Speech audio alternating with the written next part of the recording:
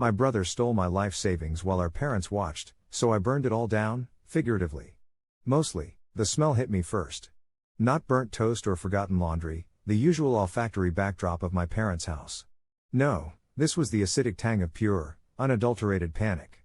It hung thick in the air of the normally cozy, slightly too much floral wallpaper living room. I just let myself in with my key, loaded down with groceries I knew Mom needed but would never ask for, and I stopped dead just inside the archway.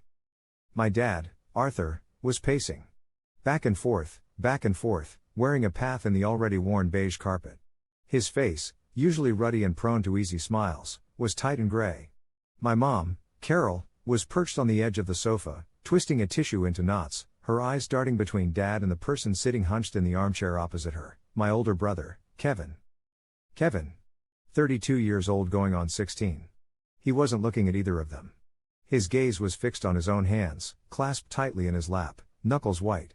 He looked small, diminished. Which, for Kevin, was saying something. He usually took up all the air in any room, all booming laughs and expansive gestures, even when recounting his latest near disaster as if it were a heroic epic. "What's going on?" I asked, my voice sounding too loud in the suddenly silent room. 3 heads snapped towards me.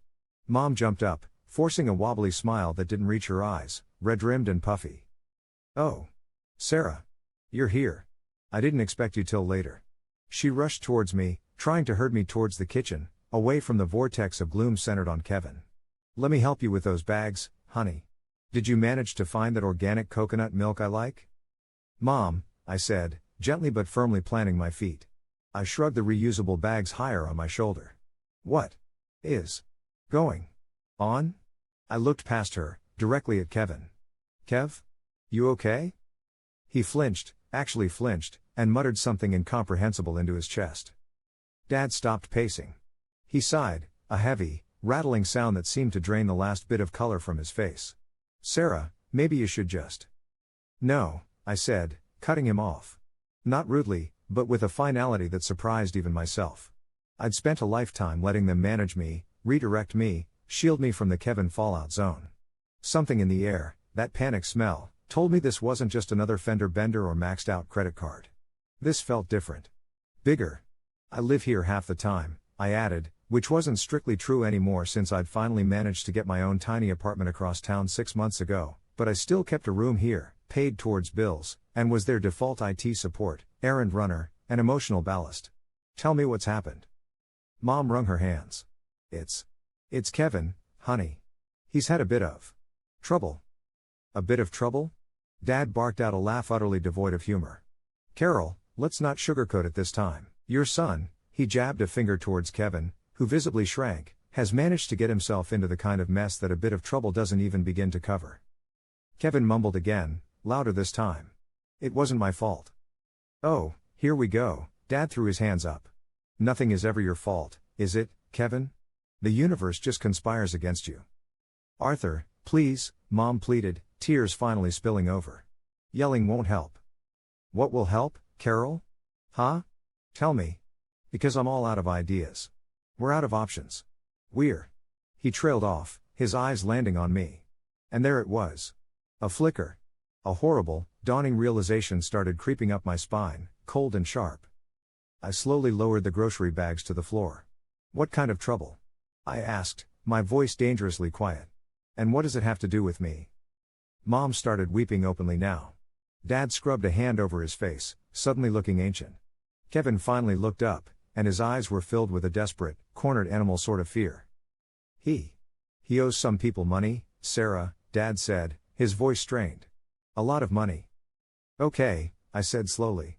"Like, credit card debt again? Gambling?" Kevin had cycles. He'd be good for a while, holding down some menial job, then the restlessness would set in, the get-rich-quick schemes, the sure things. It usually ended with maxed cards and frantic calls to Mom and Dad. "Worse," Dad said grimly. "How much worse?" I pressed. Kevin spoke then, his voice raspy. About $40,000. $40,000. The number hung in the air, suffocating. I felt lightheaded. 40? How? To who? Does it matter who? Mom snapped, surprising me with her sharpness. "He's in danger," Sarah. These aren't nice people. It damn well matters. I retorted, my own voice rising. How did you rack up 40 grand in debt, Kev? What did you do? He looked away again, mumbling about a business opportunity that went south, some investment that was guaranteed. The usual vague Kevin speak. It doesn't matter how, Dad repeated, his eyes still locked on me with that awful, calculating light I now recognized. What matters is how we fix it. They gave him a deadline. End of the week. We? I asked, the cold dread solidifying into a block of ice in my stomach. What do you mean, we? Mom stepped forward, grasping my arm. Her hand was trembling. Sarah, honey. We don't have that kind of money just lying around. Your father's pension, our savings. It wouldn't cover half of it. We've looked at everything. So? What are you saying? But I knew. Oh God, I knew exactly what they were saying. The way they were both looking at me, the way Kevin wouldn't meet my eye. Your inheritance, Dad said, the words falling like stones. From Gran. My blood ran cold. Gran Helen, my dad's mom, had passed away 2 years ago. She wasn't wealthy, but she'd been frugal. She'd adored me, saw me in a way my parents, blinded by the perpetual 5-alarm fire that was Kevin, never did. She'd left me her house outright, a small but well-maintained bungalow in a decent neighborhood. I hadn't sold it yet.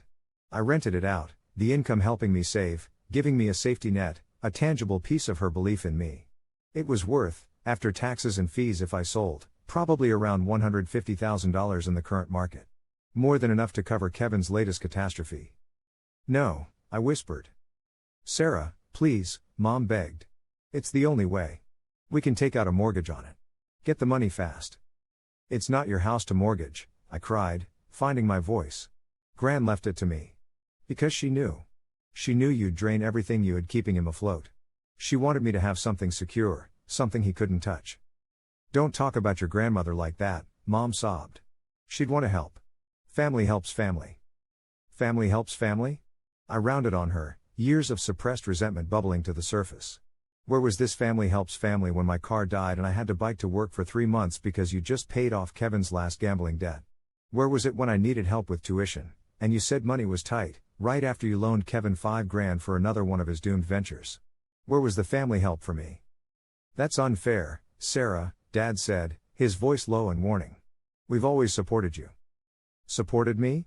I laughed, a harsh, ugly sound. You fed me and clothed me, yes. But support? Real support? You supported Kevin.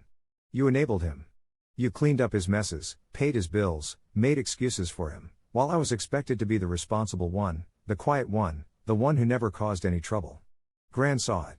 She bloody well saw it, and she gave me the house so I'd have a chance. So you'd hoard it all for yourself while your brother's life is on the line? Kevin suddenly snarled, finding his voice now that he had an angle.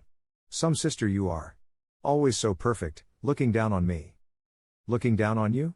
I stared at him, incredulous. Kev, I have spent my entire adult life, scratch that, my entire life, watching you screw up and watching Mom and Dad bail you out. I haven't looked down on you, I've worried about you. I've covered for you. I drove you to rehab that time, remember? Sat with you in the ER after that bar fight? Who paid your rent last year when you got fired again? It wasn't Mom and Dad, they were tapped out. It was me. I used the money I was saving for a down payment on my own place. Silence. Thick, stunned silence. Even Kevin looked momentarily nonplussed. They'd forgotten. Or, more likely, chosen to forget.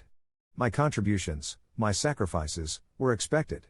Kevin's screw-ups were dramatic events requiring mobilization of all family resources. That was different, Mom mumbled finally. That was only a few thousand. And this is 40,000, I yelled, gesturing wildly.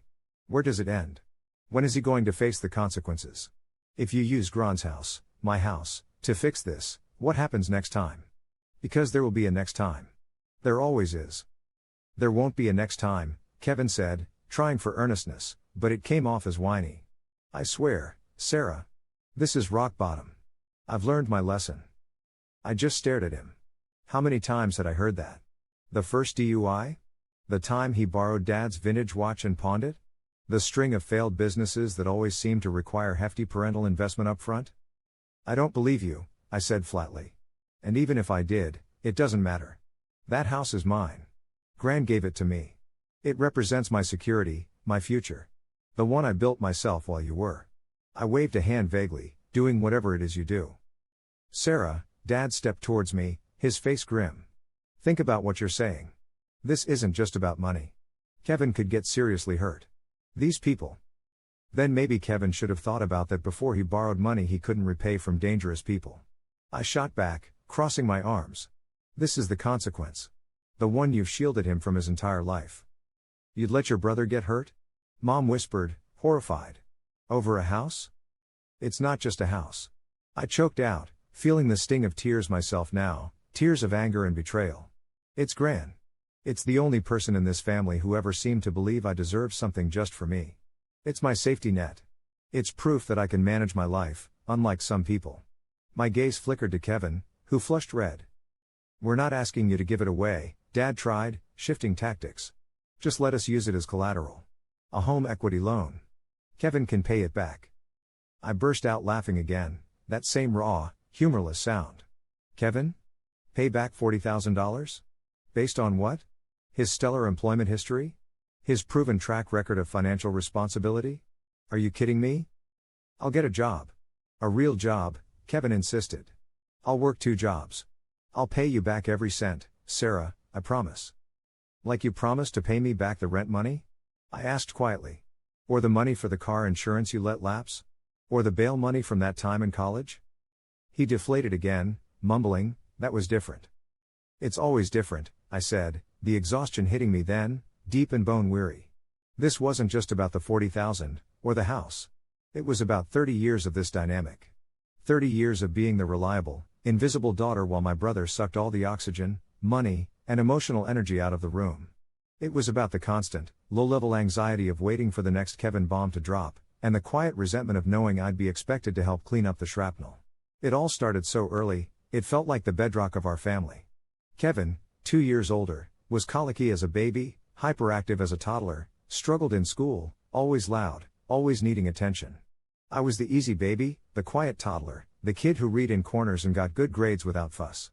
Mom and Dad, perpetually stressed by Kevin, praised me for my lack of neediness. Thank God for Sarah, I remember Mom sighing to a neighbor once when I was maybe 7, after Kevin had set the garage recycling bin on fire trying to smoke Dad's discarded cigar butts. She's just no trouble at all. Being no trouble became my identity.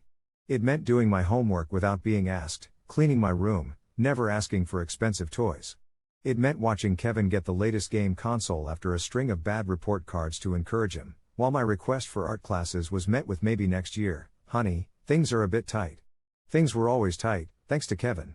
Broken windows from stray baseballs, vet bills for the hamster he forgot to feed, tutors for the subjects he was failing, replacing things he'd lost or broken through carelessness. In high school, it escalated. Kevin discovered alcohol and parties. There were calls from other parents, calls from the school, one terrifying night a call from the police station an hour away after he'd borrowed Dad's car without permission and ended up in a ditch. I remember sitting on the stairs, listening to my parents' hushed, frantic discussion about lawyers and fines, Mom crying, Dad sounding furious but ultimately resigned. The next day, Kevin was grounded for a week, but by the weekend, Dad was quietly slipping him $20 so you're not stuck moping around the house. Meanwhile, I was working weekends at the local library, saving for a used car, meticulously planning my college applications. Gran Helen used to watch it all with this quiet disapproval. She never said much directly against Mom or Dad, but she'd take me aside. Don't let them forget you, Sarah girl, she'd say, pressing a folded $20 bill into my hand. You're the one with the good head on her shoulders. You keep focused on your own path. She'd take me out for lunch, just the 2 of us, ask about my AP classes, my college dreams, listen in a way my parents, consumed by Kevin's latest drama, rarely did. She helped me pay for my driving lessons, contributed to my first car fund, don't tell your mother, she'd winked, and celebrated my college acceptance letters with genuine, uncomplicated joy. When she got sick, I was the one who drove her to appointments, picked up her prescriptions, sat with her when she was too weak to do much.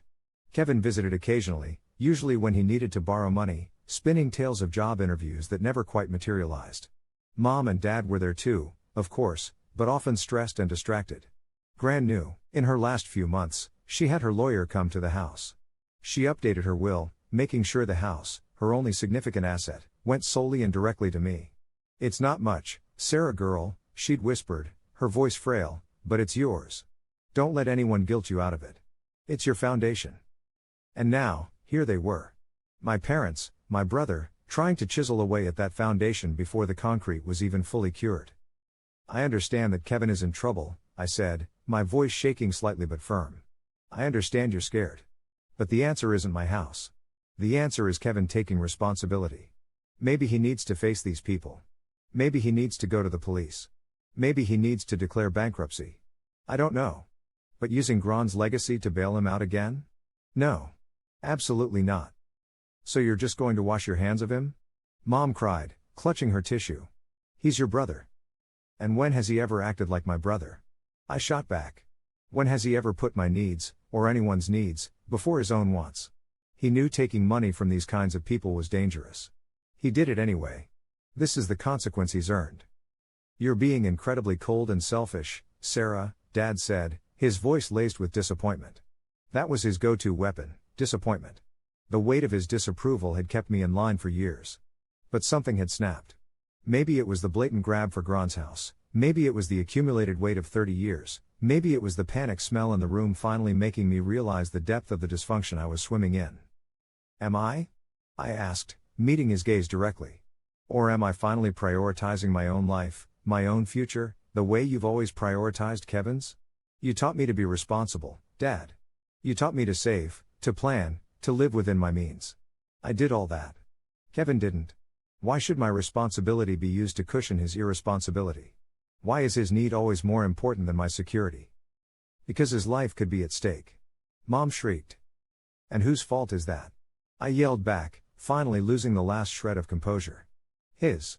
It's his fault. And maybe, just maybe, facing a real, terrifying consequence is the only thing that will ever make him change. Giving him my house won't teach him anything. It will just teach him that no matter how badly he screws up, someone else will fix it. Mom, Dad. You will fix it, even if it means sacrificing me. The accusation hung in the air, heavy and ugly. Mom recoiled as if struck. Dad's face hardened into granite.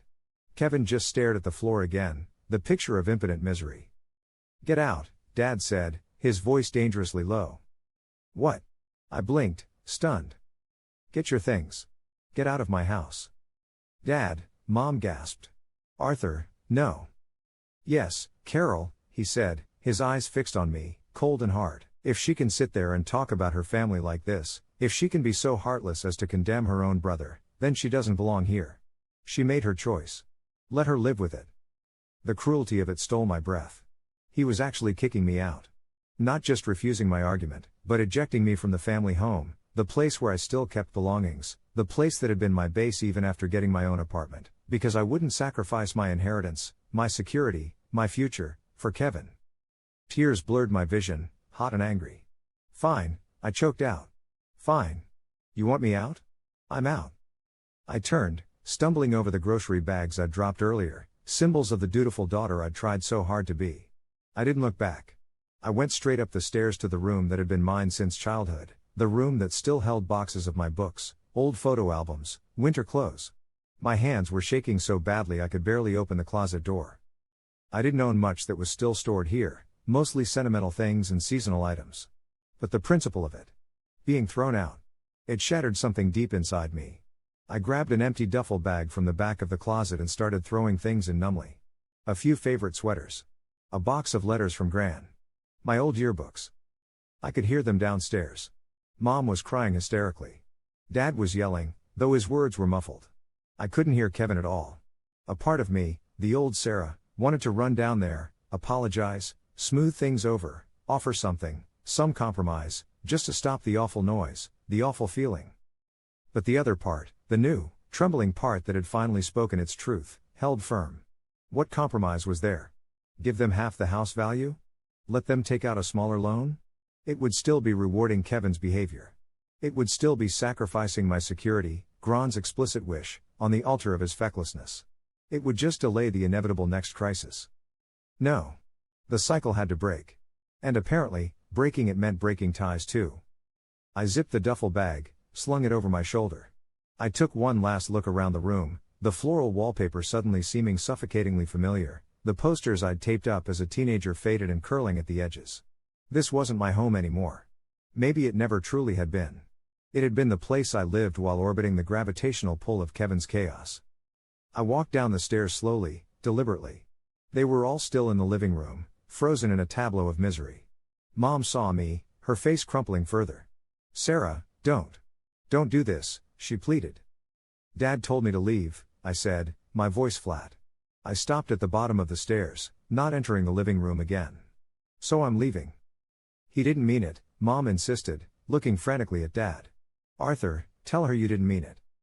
Dad just stared at me, his jaw set stubbornly. A daughter who would let her brother face danger alone isn't welcome in my home. "Fine," I repeated. I looked at Kevin then, really looked at him. He still wouldn't meet my eyes. He just sat there, radiating self-pity. No remorse for what he'd done, for the position he'd put us all in. Just fear for himself. "I hope you figure things out, Kev," I said, the words tasting like ash. "But you need to figure them out yourself this time." Then I turned, walked to the front door, opened it, and stepped out into the afternoon sun. I didn't slam it, just pulled it quietly shut behind me. It clicked with a dreadful finality. I walked to my car, parked down the street, my legs feeling like lead. I tossed the duffel bag onto the passenger seat and slid behind the wheel. I just sat there for a long moment, the schlüssel in my hand, staring at the house. My childhood home.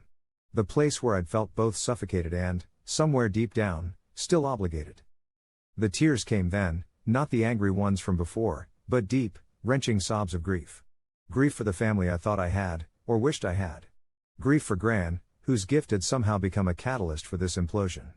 Grief for the years I'd spent trying to be the good daughter, hoping it would somehow balance the scales, earn me some measure of the unconditional support Kevin seemed to receive by default. It hadn't worked.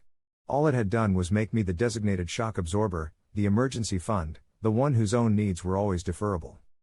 After a few minutes, I wiped my eyes, took a shaky breath, and started the car. I didn't know where I was going, exactly. Just away. Away from the panic smell, away from the accusations, away from the crushing weight of their expectations and Kevin's endless disasters. The first few days were a blur of numbness and frantic activity. I drove straight to my tiny apartment, a place that suddenly felt like a fortress. I called the property manager for Gran's house, explained I wouldn't be selling anytime soon, and reinforced that only I had authority over the property. I checked my bank accounts, half expecting Kevin to have somehow gotten access, but they were secure. I fielded a few tearful calls from Mom, which quickly devolved into guilt trips. "How could you do this to us, Sarah? Your father is beside himself. Kevin is terrified," which I eventually stopped answering. Dad didn't call at all. Kevin sent one pathetic text, "Please Sarah, I am sorry." Full of typos, devoid of any real substance. I didn't reply. Then came the flying monkeys. My Aunt Cheryl, Mom's sister, called. "Sarah, honey, I heard there was some disagreement. Your mother is heartbroken. You know Kevin, he makes mistakes, but he's family. That house.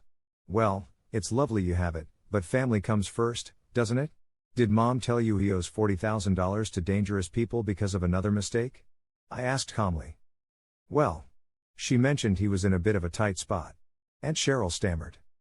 "And did she mention they wanted to mortgage my inheritance to bail him out, and kicked me out when I refused?" There was a pause. "Oh. Well. Maybe you could just help a little? Your father is so stressed." "I've helped my whole life, Aunt Cheryl," I said, my voice hardening. "I'm done. Kevin needs to deal with his own mess. And frankly, Mom and Dad need to let him." I ended the call politely but firmly. My cousin Mark, Dad's side, texted, "Heard you left Kev high and dry. Cold move, sis." I blocked his number. The silence that followed was profound. No more frantic calls from Mom. No more demands disguised as requests. No more ambient anxiety about Kevin. It was peaceful. Terribly, achingly lonely, but peaceful. My apartment suddenly felt more mine than it ever had before. I started unpacking the boxes I'd never quite gotten around to. I bought a new rug, a bright yellow one that screamed defiance against the beige conformity of my parents' house. I started cooking elaborate meals just for myself, something I rarely had the energy for before. About a week after the blow-up, I got a call from an unknown number. I let it go to voicemail. It was a man's voice, gruff and low. "This message is for Kevin M. Tell him Tommy Knuckles is getting impatient. The deadline was yesterday. Time's up." Click. My heart pounded. Tommy Knuckles? Seriously? It sounded like something out of a bad gangster movie, but the threat felt chillingly real. My first instinct, ingrained over decades, was to call Mom, to warn them, to do something. I gripped the phone, my knuckles white. Then, slowly, deliberately, I deleted the voicemail. This was Kevin's consequence. The one they had tried to shield him from by sacrificing me. He knew the risks. He made the choice. Whatever happened now was on him. It felt brutal, cold, terrifying. But it also felt necessary. Like cauterizing a wound to stop the bleeding. I spent the next few weeks oscillating between crippling guilt and fierce self-preservation. Had I condemned my brother? Was I truly heartless? Some nights, I cried myself to sleep, picturing horrible scenarios. Other days, I felt a surge of anger. How dare they put me in this position? How dare they make me responsible for his life-ruining decisions? I focused on work. I threw myself into my job. I'm a graphic designer, taking on extra projects, working late. It gave me focus, purpose, and, frankly, a distraction. I started tentatively reconnecting with friends I'd let drift because family drama always seemed to take precedence. They were sympathetic, horrified by my story, and universally supportive of my decision. About time, Sarah, my friend Chloe said bluntly, "We've been watching them bleed you dry for years." Hearing it validated from the outside helped quiet the internal guilt monger. I also started making plans for Gron's house. Not selling it, not yet. But maybe renovating the kitchen? Fixing up the garden she loved? Using it as my foundation, just like she intended. I drove by it one afternoon. It looked peaceful, solid. Untouched by the chaos. It felt like a promise. Then, about a month after the day I got kicked out, my phone rang. It was Mom. I hesitated, then answered warily. "Sarah?" Her voice was small, thin. Not angry, not pleading. Just exhausted. "Hi, Mom." "Sarah. Can we talk? Are Dad and Kevin there?" I asked, bracing myself. "No. Just me. Arthur's out golfing. Kevin's not here." "Not here like out for the afternoon, or not here like?" A pause. "He's gone, Sarah. He packed a bag a few weeks ago, right after the deadline passed. Left a note. Said he was going somewhere to sort himself out. We haven't heard from him since." My stomach plummeted. "Gone? Gone where? Did those people?" "I don't know," she cried, the composure breaking. "I don't know what happened. One day Tommy Knuckles, or whatever his name is, stopped calling. Then Kevin just disappeared. We went to the police, but they said he's an adult, there's no sign of foul play. They just filed a missing person report. Arthur thinks he just ran off, skipped town to avoid the debt." "And what do you think?"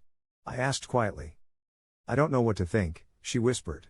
"I'm so scared, Sarah. What if those men found him? What if he's hurt somewhere? Or worse?" The guilt washed over me again, cold and heavy. "Mom, But," she interrupted, taking a shaky breath, "a part of me. A terrible part of me, Sarah. Is almost relieved." I was stunned into silence. "Is that awful?" she asked, her voice thick with tears. "To be relieved my own son is gone? It's just the constant worry. The waiting for the next phone call, the next disaster. The lies. The money. Your father and I.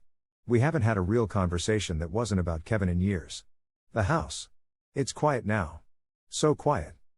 We sat in silence for a long moment, connected by the phone line and decades of shared, unspoken exhaustion. "No, Mom," I said softly. "It's not awful. It's understandable." That conversation wasn't a magic fix. Dad remained distant, communicating only through Mom, his disappointment a palpable wall between us. He blamed me for Kevin leaving, convinced that if I'd just given them the money, Kevin would still be here, safe. He refused to acknowledge that safe just meant enabled until the next crisis. Mom and I started talking more, tentative conversations, rebuilding burnt bridges carefully. She still worried constantly about Kevin, but there was a subtle shift. Without his presence dominating everything, there was space for other things. For her fears, her hopes, even occasionally, for asking about my life. It's been 6 months now since Kevin disappeared. Still no word. The police have no leads. Tommy Knuckles hasn't called again. It's a horrible limbo, not knowing if he's okay, if he just ran away from his problems yet again, or if something worse happened. The uncertainty is a heavy cloak I wear some days. But my life has changed. Radically. I kept Grant's house. I used some of the rental income, plus my own savings, the ones not pilfered by Kevin, to take an online course in UX design I'd wanted to do for ages. I'm actually good at it, and it might lead to a better paying job. I spend weekends hiking with friends, something I never had time or energy for before. My little apartment feels like a real home. The relationship with my parents is fractured, maybe permanently. Mom and I are slowly finding a new normal, one where I'm not the default problem solver, but it's fragile. Dad. I don't know if he'll ever forgive me for choosing myself, for breaking the unspoken family rule that everything revolved around protecting Kevin from himself. Maybe he sees my refusal as a rejection of him, too. Of his way of handling things. Maybe it was.